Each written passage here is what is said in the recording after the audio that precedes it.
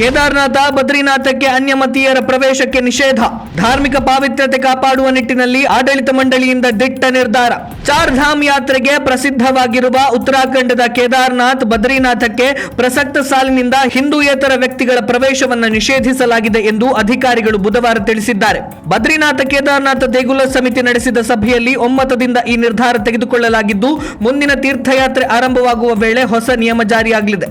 ಸನಾತನ ಧರ್ಮದ ಅತ್ಯಂತ ಪವಿತ್ರ ಕ್ಷೇತ್ರಗಳಾದ ಉತ್ತರಾಖಂಡದ ಬದ್ರಿನಾಥ ಮತ್ತು ಕೇದಾರನಾಥ ದೇವಸ್ಥಾನದ ಆಧ್ಯಾತ್ಮಿಕ ಘನತೆಯನ್ನು ಕಾಪಾಡುವ ನಿಟ್ಟಿನಲ್ಲಿ ದೇವಾಲಯದ ಸಮಿತಿ ಈ ನಿರ್ಧಾರವನ್ನು ಕೈಗೊಂಡಿದೆ. ಕೇದಾರನಾಥ ಬದ್ರಿನಾಥ ಧಾಮಗಳು ಕೇವಲ ಪ್ರವಾಸಿ ತಾಣಗಳಲ್ಲ, ಇವು ಕೋಟ್ಯಾಂತರ ಭಕ್ತರ ಶ್ರದ್ಧೆಯ ಸಂಕೇತವಾಗಿದೆ.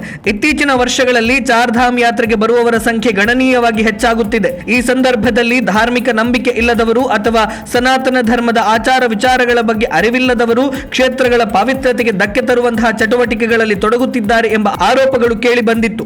ಈ ಹಿನ್ನೆಲೆಯಲ್ಲಿ ದೇವಾಲಯದ ಆವರಣದೊಳಗೆ ಸನಾತನ ಸಂಪ್ರದಾಯಗಳಿಗೆ ಚ್ಯುತಿ ಬಾರದಂತೆ ನೋಡಿಕೊಳ್ಳಲು ಕೇವಲ ಹಿಂದೂಗಳಿಗೆ ಮಾತ್ರ ಪ್ರವೇಶ ಸೀಮಿತಗೊಳಿಸಲಾಗಿದೆ.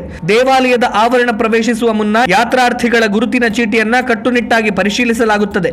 ಪ್ರವೇಶ ದ್ವಾರದ ಬಳಿ ಹಿಂದೂಯೇತರರಿಗೆ ಪ್ರವೇಶವಿಲ್ಲ ಎಂಬ ಫಲಕಗಳನ್ನು ಅಳವಡಿಸಲು ಯೋಜಿಸಲಾಗಿದೆ. ಇದು ಕೇವಲ ಒಂದು ಧರ್ಮದ ವಿರೋಧವಲ್ಲ, ಬದಲಾಗಿ ಒಂದು ಧಾರ್ಮಿಕ ಕ್ಷೇತ್ರದ ಮೂಲ ಸಂಪ್ರದಾಯ ಮತ್ತು ಅಲ್ಲಿನ ಪಾವಿತ್ರತೆಯನ್ನು ಉಳಿಸಿಕೊಳ್ಳುವ ಪ್ರಯತ್ನವಾಗಿದೆ ಎಂದು ಆಡಳಿತ ಮಂಡಳಿ ತಿಳಿಸಿದೆ. ಬದ್ರಿನಾಥ ಮತ್ತು ಕೇದಾರನಾಥದಂತಹ ಪವಿತ್ರ ತಾಣಗಳಲ್ಲಿ ಅನ್ಯ ಧರ್ಮೀಯರ ಅನಗತ್ಯ ಓಡಾಟ ಅಥವಾ ಫೋಟೋಶೂಟ್ಗಳಂತಹ ಚಟುವಟಿಕೆಗಳು ಅಲ್ಲಿನ ವಾತಾವರಣವನ್ನು ಕೆಡಿಸುತ್ತಿದೆ ಎಂಬುದು ಭಕ್ತರ ಆಕ್ರೋಶಕ್ಕೆ ಕಾರಣವಾಗಿತ್ತು. ಇದೀಗ ಆಡಳಿತ ಮಂಡಳಿ ಕೈಗೊಂಡಿರುವ ನಿರ್ಣಯಕ್ಕೆ ಭಕ್ತರು ಹರ್ಷ ವ್ಯಕ್ತಪಡಿಸಿದ್ದಾರೆ.